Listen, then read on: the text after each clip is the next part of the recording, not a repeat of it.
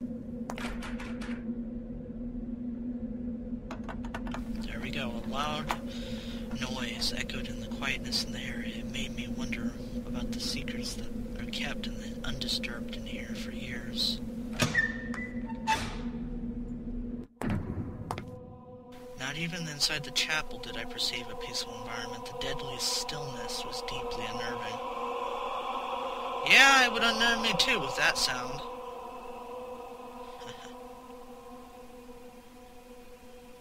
Still no electricity.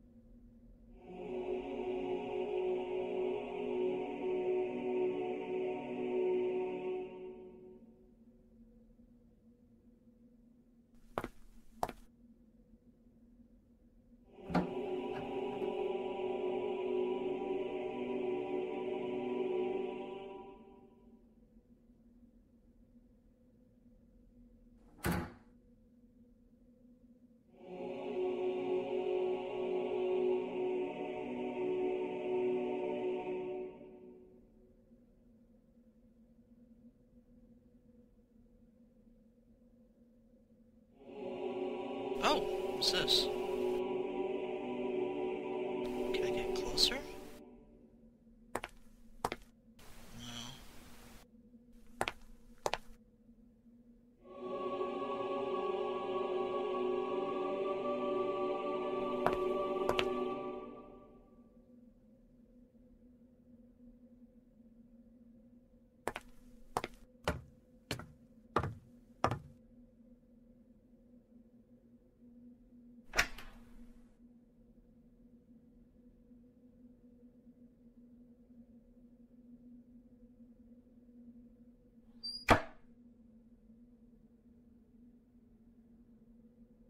I don't see anything interesting in this place.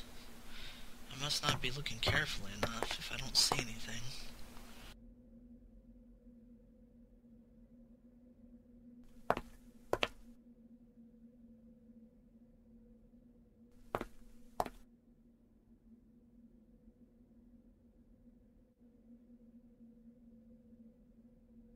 I really think that's gotta be something.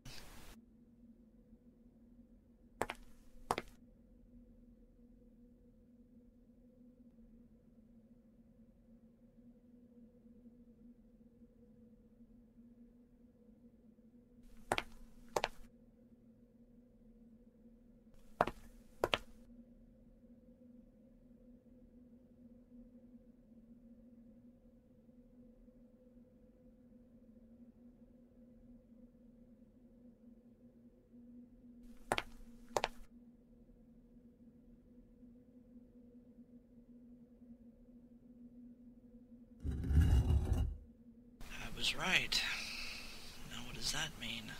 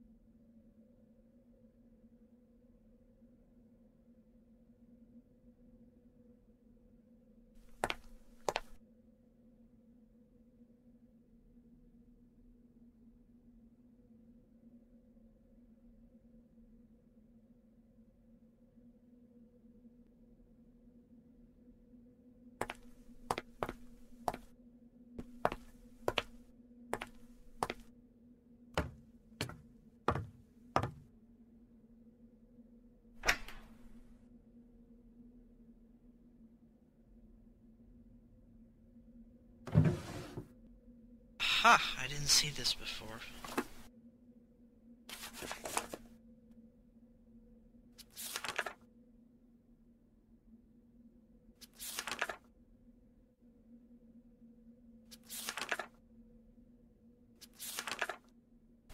A nail.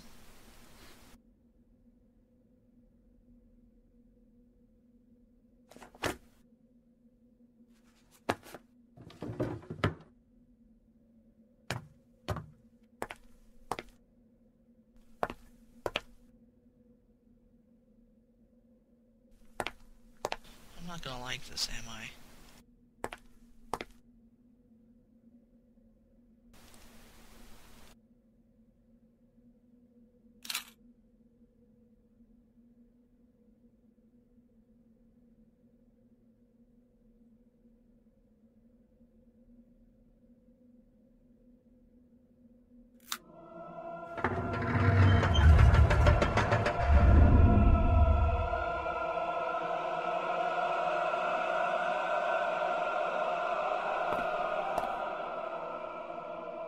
Yeah.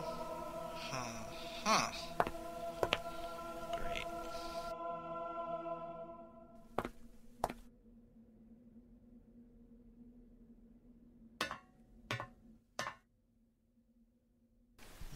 Can't see very much down here.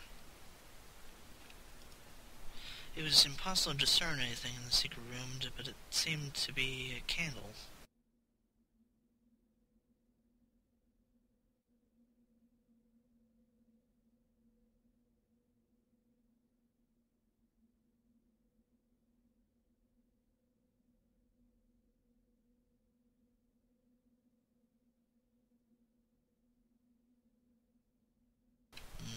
Need land. No.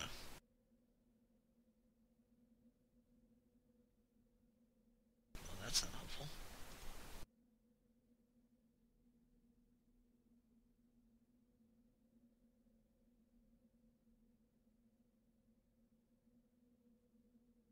Oh wait, candle! Candle!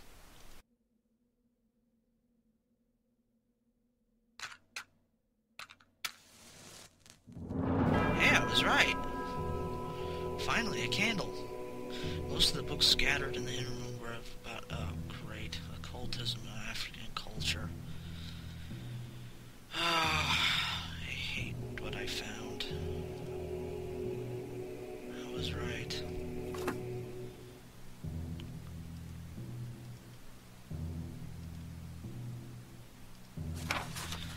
April 5th, 1963. Christopher.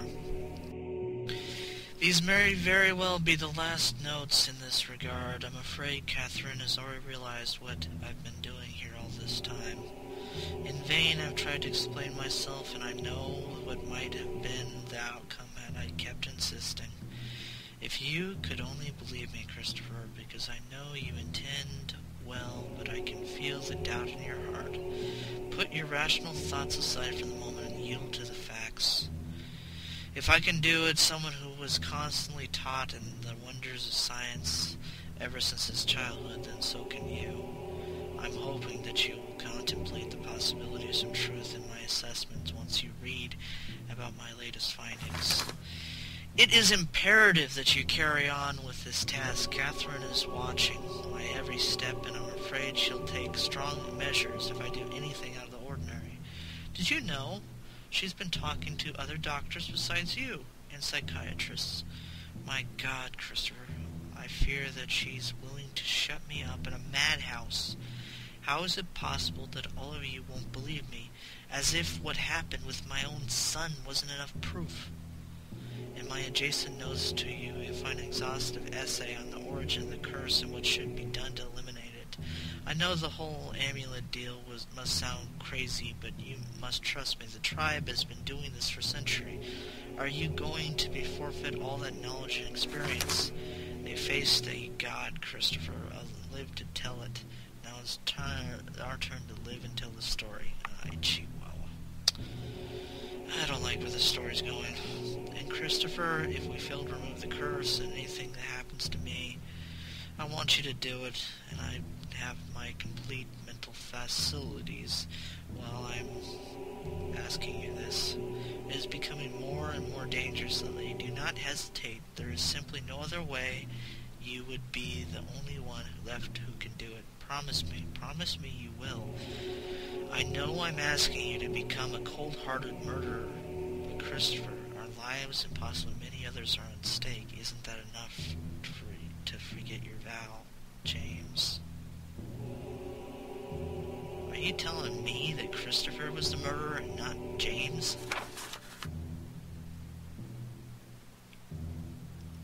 You gotta be kidding me.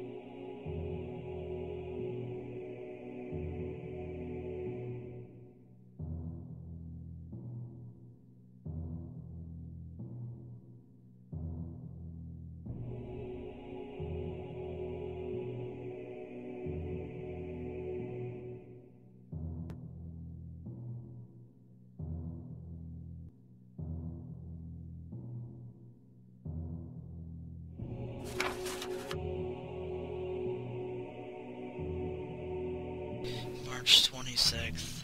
The folklore of the Darar is just as disturbing as their vicious attacks. If my researches have been correct, then I could have stumbled upon one of the most ancient tribes ever known to humanity, dating back to the era where the so-called Bushmen inhabited South Africa. We're talking over 20,000 years ago. How could any civilization manage to survive all this time without ever hunting or expanding, just being there? I don't dare to imagine what 200 centuries of inbreeding and cannibalization could do to people. I've seen them, and they can't be called humans. What is most unsettling is their mystical background, impossible to be considered a religion due to the complete lack of basic rules and maturity. The only simple premise is to keep an evil entity at bay, which has been stalking them since the beginning of time, the Dark Ages. At this point in my research, I've had to stop and consider the implications. The Darar actually thought of their later period, the systematic slaughtering of mankind, as good times for golden ages. I thank the Lord that this tribe never managed to grow, as I seriously think the region, maybe even the entire continent, would have suffered terrible consequences. This history is so ancient that it makes me feel dizzy. The vengeful god, which is incidentally referred to as